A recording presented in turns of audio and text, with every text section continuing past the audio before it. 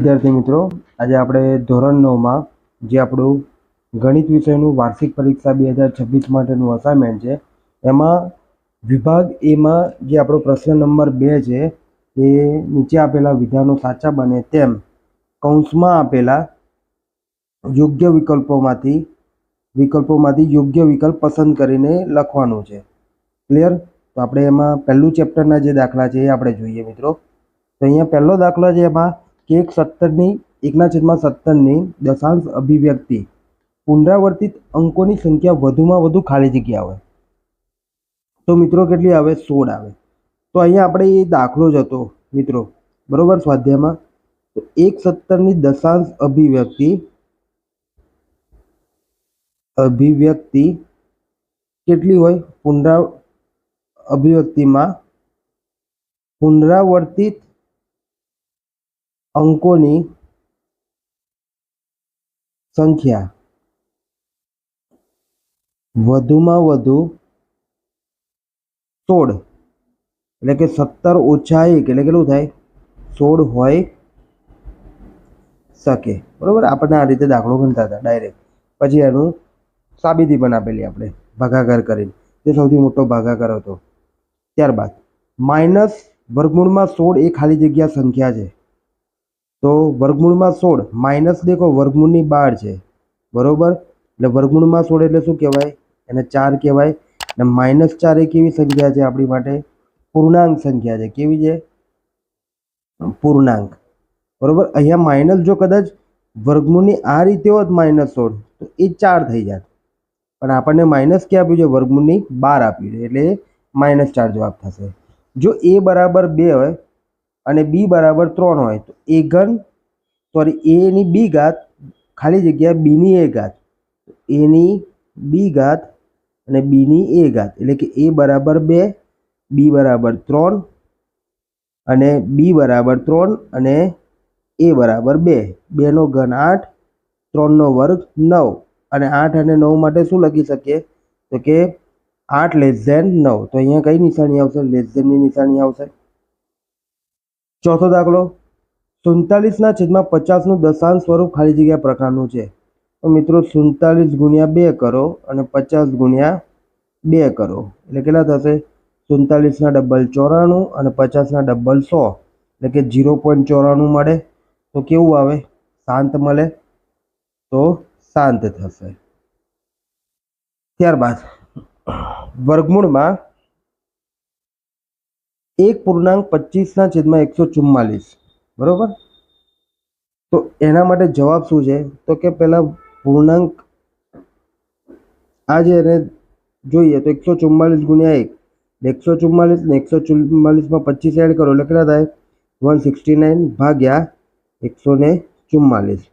ચલો, 169 કોનું વર્ગમૂળ છે? તો કે 13નું. અને 144 કોનું છે? તો કે 12નું. અને 13/12, એટલે તમે એને લખી શકો. આમાંથી છે 13/12 નથી, તો આપણે લખીએ તો કે 12 એકા 12, 1 શેષ વધશે, છેદમાં 12 વધે, બરોબર. ભાગાકાર કરો 13 ભાગ્યા 12 તો 12 એકા 12, શેષ 1 વધી, એટલે 1.1/12 મળે. તો જવાબ કેટલો આવશે? 1.1/12 મળશે. ક્લિયર મિત્રો? તો અહીંયા આપણું જે પહેલું ચેપ્ટરના 5 દાખલા થાય પૂર્ણ થાય છે. ત્યારબાદ જોઈએ ચેપ્ટર નંબર 3 તરફ. તો ચેપ્ટર નંબર 3માં પહેલો દાખલો છે કે બિંદુ -3, -2 નું x અક્ષ અને y અક્ષથી લંબ અંતરનો સરવાળો કરો. તો મિત્રો અહીંયા એક આલેખ દોરીએ, બરોબર. ના સમજ પડે તો આલેખ દોરીને એમાં સમજીને કરવાનું. પહેલું બિંદુ -3, x અક્ષ પર -3 ક્યાં આવે? આ જગ્યા પર. અને y અક્ષ પર -2 ક્યાં આવે? આ જગ્યા પર આવે. ક્લિયર? કારણ કે અહીંયા તો આપણે કેવી સંખ્યા મળે? બધી ધન સંખ્યા વાળા છે, માઇનસ અહીં આવશે. ચલો, તો આપણને શું? x અક્ષથી અને y અક્ષથી લંબ અંતરનો સરવાળો. તો આ બિંદુ આપણને અહીંયા મળશે, બરોબર. આ રીતે અહીંયાથી આમ જોઈન કરશો તો x અક્ષથી કેટલું અંતર છે? તો કે 2 છે, એટલે કે 2 આવશે. અને y અક્ષથી કેટલું અંતર છે? તો કે 3 છે, એટલે 2 + 3. તો x અક્ષથી 2 એકમ અને y અક્ષથી 3 એકમ, બરોબર. ટોટલ કેટલો થાય? 5 એકમ થાય. જવાબ કેટલો આવે? સરવાળામાં 5 એકમ આવે. x અક્ષ તથા y અક્ષના છેદ બિંદુને, આ x અને y અક્ષ આ બંનેનું જે છેદ બિંદુ છે એને શું કહેવાય? ઉગમ બિંદુ કહેવાય. શું કહેવાય? ઉગમ બિંદુ. તૃતીય ચરણમાં આવેલા બિંદુઓના યામ લખો. તો મિત્રો પહેલા ચરણમાં બંને પ્લસ, બીજા ચરણમાં માઇનસ પ્લસ, ત્રીજા ચરણમાં બંને ઋણ, ચોથા ચરણમાં પ્લસ માઇનસ. બરોબર મિત્રો. તો તૃતીય ચરણમાં શું આવે? વાયામ. તૃતીય ચરણમાં આવેલા બિંદુનો વાયામ ખાલી જગ્યા સંખ્યા હોય તેમાં વાયામ શું છે? ઋણ છે. તો શું આવે? ઋણ આવશે. ચલો, તે જ રીતે આપણે અહીંયા x લખીએ, x ડેશ લખીએ, y લખીએ અને y ડેશ લખીએ, y ડેશ અને વચ્ચે ઓ. અંદરના ભાગને ખાલી જગ્યા ચરણ કહે છે. તો પ્રથમ ચરણ, દ્વિતીય, તૃતીય અને ચતુર્થ ચરણ. તો x ડેશ થી લઈને o થી લઈને y ડેશ આ કયું ચરણ છે? તો કે તૃતીય ચરણ. ક્લિયર મિત્રો? સમજ પડે છે ને? ત્યારબાદ પાંચમો દાખલો જોઈએ. આલેખ દોરીએ પહેલા કે બિંદુ x 3, 5 અને y -4, 5 ને જોડતી રેખા ખાલી જગ્યા અક્ષને સમાંતર હોય. તો મિત્રો x અક્ષ પર 3 અહીંયા મળે, y અક્ષ પર 5 અહીંયા હશે. તો બંને બિંદુને જોડીએ એટલે આ જગ્યા પર થાય, આને નામ આપીએ x. ચલો, y અક્ષ પર -4 એટલે ક્યાં આવશે? આ જગ્યા પર હોય. ને y અક્ષ પર 5, સોરી x અક્ષ -4, 5 એટલે x અક્ષ પર -4 ક્યાં હોય? આ જગ્યા પર. અને y અક્ષ પર 5 ક્યાં છે? તો કે આ જગ્યા પર. ચલો, આ બંને રેખાને જોડીએ. આપણે. તો બંને રેખાને જોડતા કયા અક્ષને સમાંતર મળે છે? તો કયો અક્ષને સમાંતર થાય? x અક્ષને થાય. એ જવાબ શું આવશે? x અક્ષ આવશે. તો મિત્રો અહીંયા આપણે ત્રીજા ચેપ્ટરના દાખલા પૂર્ણ થાય ખાલી. ત્યારબાદ જોઈએ ચેપ્ટર નંબર 4. કોઈપણ વાસ્તવિક સંખ્યા a માટે a/2 અને a એ સમીકરણ ખાલી જગ્યાનો ઉકેલ છે. બરોબર. કોઈપણ વાસ્તવિક સંખ્યા માટે a/2 અને a એ સમીકરણનો ઉકેલ છે. તો શું આવશે મિત્રો અહીંયા પહેલામાં? તો કે y બરાબર 2x આવે. શું આવે? y બરાબર 2x. કેવી રીતે? તો જોઈએ કે આપણે પહેલા તો x બરાબર 2y મૂકીએ. પહેલું લઈએ પહેલા x બરાબર 2y. કિંમત મૂકીએ. a/2 બરાબર 2 ગુણ્યા a. થાય છે સરખું? નથી થતું. બીજામાં જોઈએ y બરાબર 2x. y બરાબર શું છે? a. અને x બરાબર શું છે? a/2. આ 2 અને આ 2 જશે એટલે a બરાબર a મળે. ક્લિયર? એટલા માટે આપણો જવાબ શું આવશે? y બરાબર 2x આવે. યામ સમતલમાં y બરાબર 0 નો આલેખ ખાલી જગ્યા કહે છે. બરોબર. y શું કહેવાય? મેં પહેલાં જ કીધેલું મિત્રો, જ્યારે આપણે પ્રશ્ન 1 ચાલતો હતો. મિત્રો જ્યારે જે પણ બિંદુ 0 હોય ને, બરોબર, મતલબ જે અક્ષ પર હોય ને એ સિવાયનું બિંદુ શું હોય? 0 હોય. તો મિત્રો અહીંયા x 0 થઈ જાય, y 0 હોય. તો આ કયા અક્ષ પર હોય બિંદુ? y અક્ષ પર હોય, સોરી x અક્ષ પર. તો આ કયું કહેવાય? x અક્ષ પર હોય. અને જો માન લો કે અહીંયા x બરાબર 0 હોય તો શું થશે?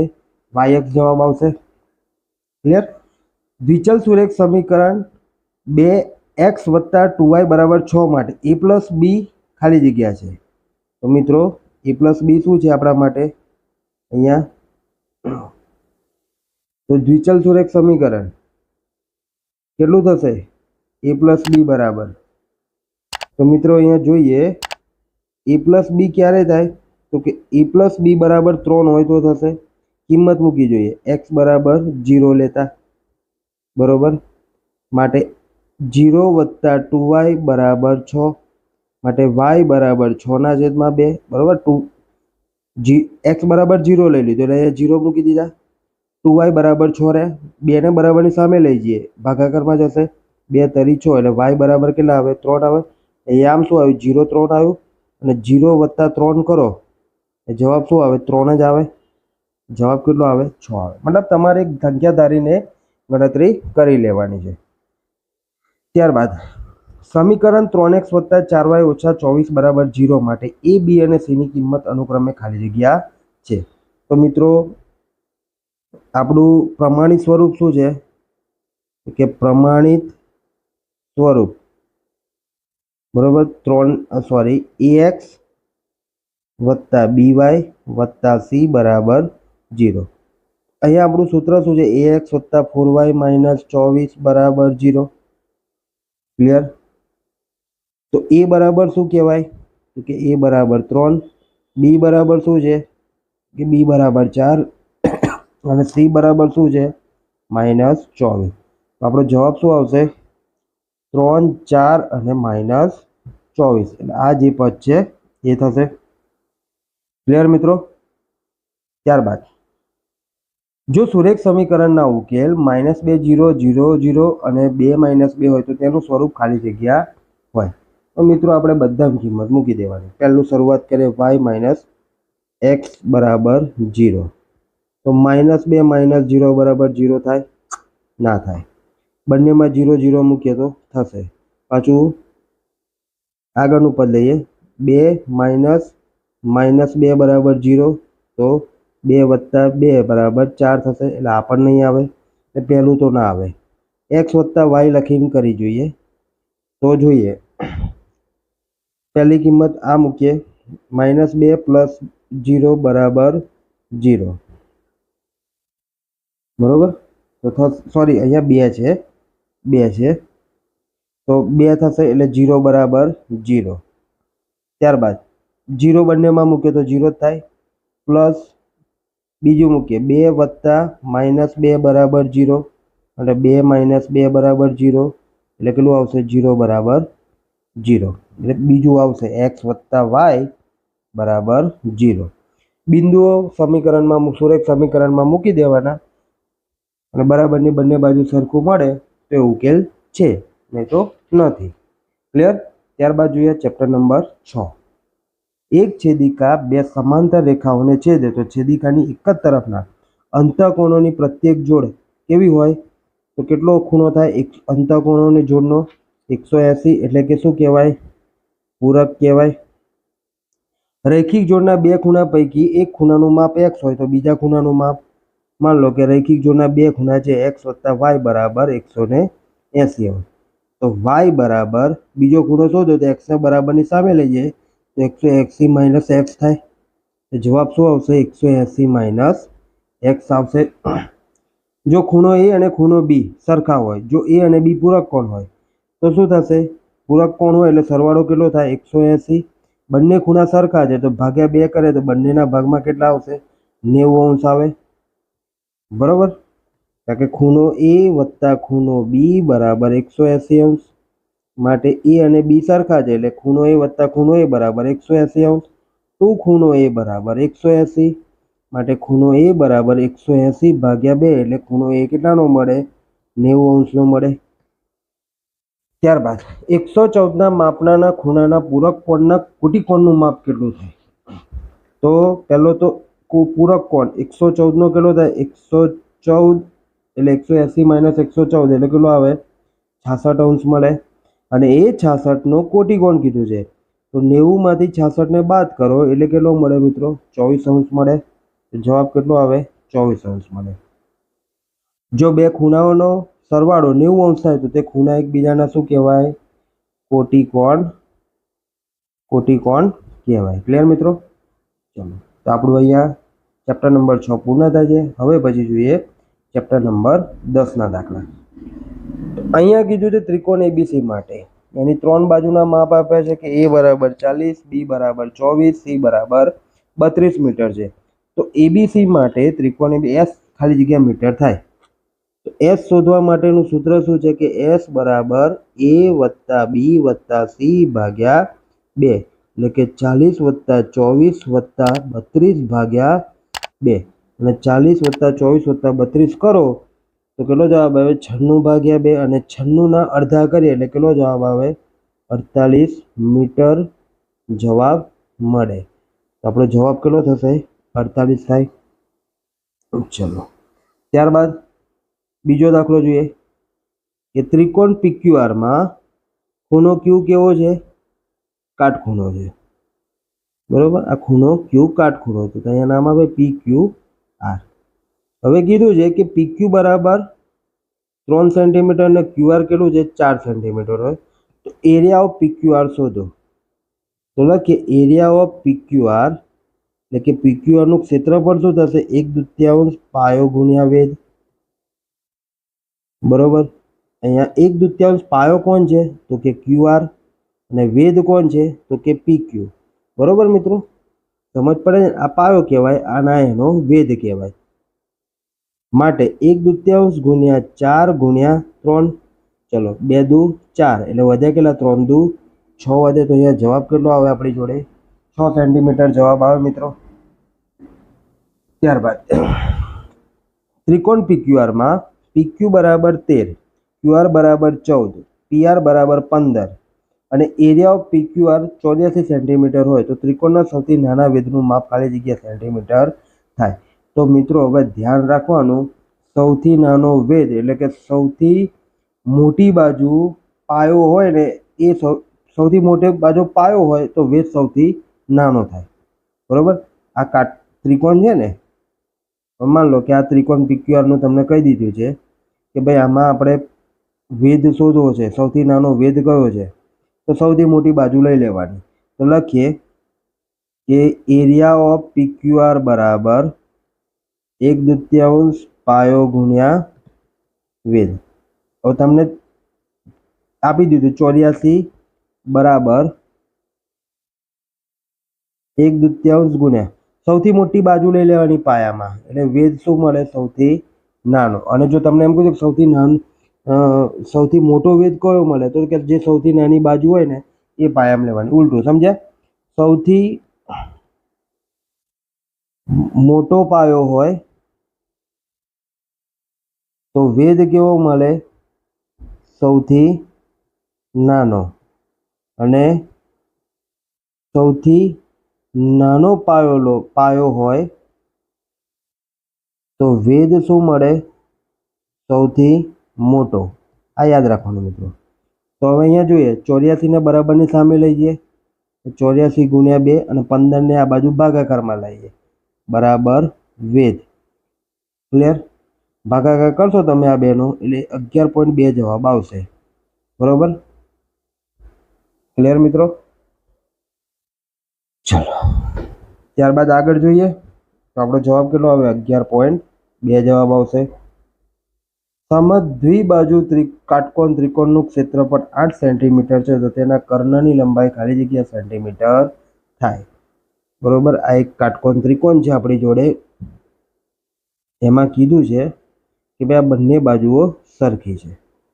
આનું ક્ષેત્રફળ એટલે કે બંને એ અને બી, એ બંને બાજુ કેવી છે સરખી છે. ક્ષેત્રફળ તમને આપ્યું છે 8 સેન્ટીમીટર, નામ આપીએ PQR.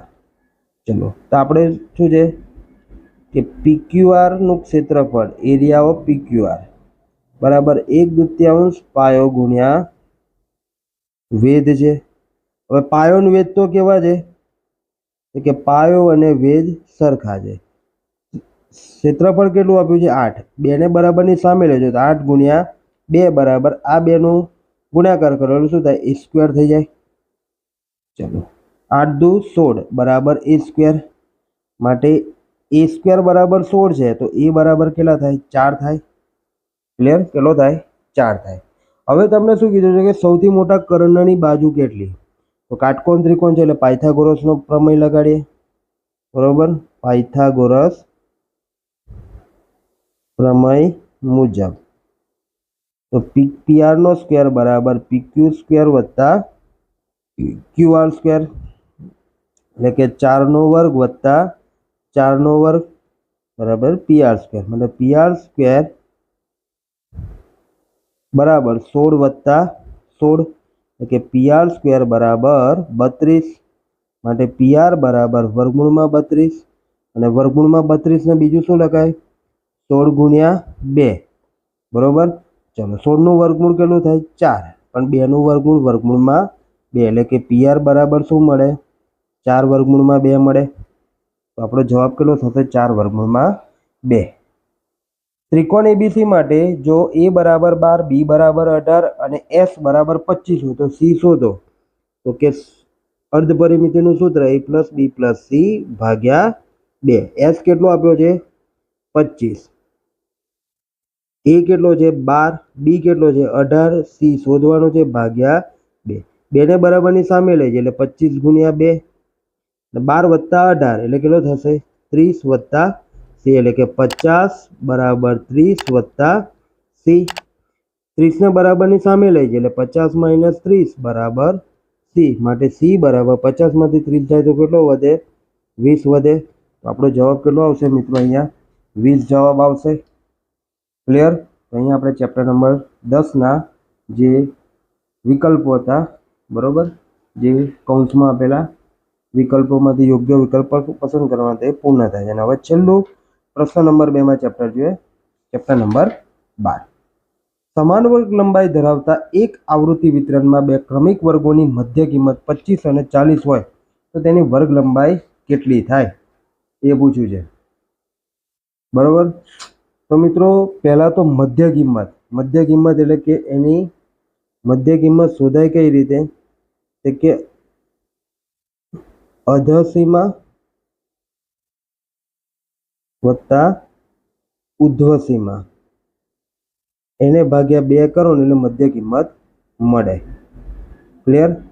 તો ચલો પહેલી કેટલી છે 25, આ 2 ને બરાબરની સામે લઈ જઈએ એટલે 25 ગુણ્યા 2 બરાબર અધસીમા અને ઉધ્વસીમાનો સરવાળો મળી જાય, એટલે કે 50 બરાબર અધસીમા વત્તા ઉધસીમા મળે. બીજી કેટલી છે 40 છે, તો એની શું થશે તો કે 40 ગુણ્યા 2 બરાબર અધસીમા વત્તા ઉધસીમા, એટલે કે 80 બરાબર અધસીમા વત્તા ઉધસીમા બરોબર. એટલે તમને બે વચ્ચેનો ડિફરન્સ કેટલો મળ્યો, મિત્રો 80 અને 50, એટલે કેટલો થયો મતલબ 50 છે અને બીજો છે 80, આ બેનો તફાવત કેટલો છે 30નો. 30ના અડધા કરી દો એટલે કેટલા થાય 15 થાય, એટલે તમારો જવાબ કેટલો આવશે 15 આવશે. એક એક્ઝામ્પલ લઈએ આપણે કેવી રીતે આવ્યું તો જોઈએ. તો ચલો આપણી જોડે બે આવૃત્તિ છે, એક છે 20 થી 30, એક આવૃત્તિ છે 20 થી 30 અને બીજી છે 30 થી 40, ક્રમિક આવૃત્તિ થાય. ચલો આનું મધ્ય કિંમત કેટલો થાય તો કે આ 30 વત્તા 20 એટલે 50, 50ના અડધા 25, અને આ બેનો કેટલો થશે સરવાળો 70, 70ના અડધા 35. ચલો ક્લિયર. હવે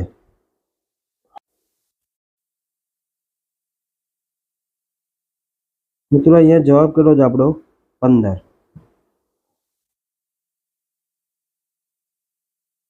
તો આગળ જોઈએ, આપેલા વર્ગની ઉધ્વસીમા અને અધસીમાના તફાવતને શું કહેવાય વર્ગ લંબાઈ કહેવાય. તો બીજામાં જવાબ શું આવશે આપણો વર્ગ લંબાઈ. વર્ગ 110 થી 125ની મધ્ય કિંમત કેટલી તો કે 110 વત્તા 125 ભાગ્યા 2, એટલે કેટલા થશે 235 ભાગ્યા 2, ને 235 ભાગ્યા 2 કરો 2 એકા 2 3, 2 એકા 2, 1 વધે 2 સત્તા 14, 1 વધશે પોઈન્ટ ભાગના ચાલાની આપણે શૂન્ય ઉતારીએ 2 પંચા 10, એટલે કેટલો આવે 117.5. સ્તંભાલેખમાં y અક્ષ પર ખાલી જગ્યા દર્શાવવામાં આવે છે. સ્તંભાલેખ જેવો લઈએ આપણે બરોબર, એમાં y અક્ષ પર શું લઈએ હંમેશા આવૃત્તિ લઈએ છીએ. નીચેના આવૃત્તિ વિતરણ દર્શાવવા માટે એક સ્તંભાલેખ દોરવો છે. જેમાં વર્ગ 20 થી 30ની સપ્રમાણ આવૃત્તિ કેટલી? તો મિત્રો અહીંયા દેખો, અહીંયા તફાવત કેટલો છે? 5નો. અહીંયા કેટલો છે? 5નો. પણ અહીંયા તફાવત કેટલો છે? 10નો. હવે તમારે આની આવૃત્તિ ગણવી હોય તો અહીંયા આના અડધા કરો, 10ના અડધા કેટલા થાય? 5. તો આવૃત્તિના અડધા પણ કેટલા થશે? 10 થશે. બરાબર, ભાગ્યા 2. અહીંયા પણ ભાગ્યા 2 કરો. જવાબ કેટલો આવે તમારો? 10 આવશે. ક્લિયર? તો મિત્રો અહીંયા આપણો પ્રશ્ન નંબર 2 પૂર્ણ થાય છે. હવે પછી આપણે પ્રશ્ન નંબર 3 જે આપણા ખરા ખોટા છે એ જોઈશું. ક્લિયર મિત્રો? અને સાથે સાથે આપણે જોડકા પણ જોડકા નહીં પણ એના પછી એક શબ્દમાં છે એ પણ લેવાનો પ્રયત્ન કરશું. તો આભાર મિત્રો.